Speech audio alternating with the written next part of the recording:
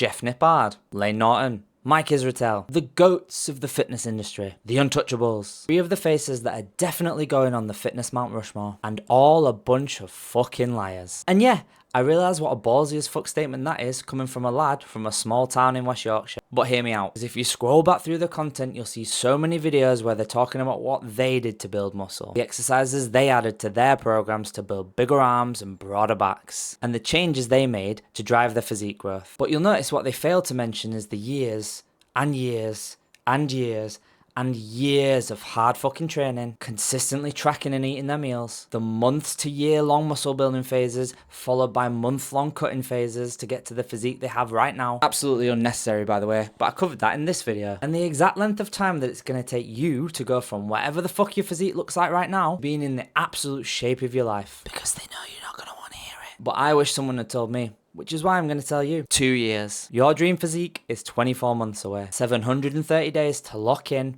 focus on that image that you've got in your head, and just not stop. Now I know what your first question is going to be. Can I manage it any quicker than that? Maybe, if you're one of the genetic elite. But since you're watching this video, I'm going to take a wild guess that you're not. So 2 years, and here's why. Right now, you're here, and you need to run a proper cut. And I know, you don't think you need to do a cut. You think you can go straight into a muscle building phase, pack on some size, grow some muscle, and it'll all be smooth sailing. But I know 2 things you don't want to admit. 1, you're carrying too much body fat right now. You can't see your abs, or the outline of them, even when you're tensing, which is all the answer you need. 2, you'll start to feel uncomfortable as soon as you see that you've gained some body fat, at which point you'll cut your muscle building phase short, having gained absolutely no new muscle, before running a quick cut to get back to your current condition. This is me speaking from experience. So yeah, you need to do a cut, and you need to cut properly this time. Going further and getting leaner than you've ever done before. You need to get lean, which, depending on your starting point, will take anywhere from 2 to 6 months, depending on your starting body fat percentage and how aggressive you're willing to go, which puts us here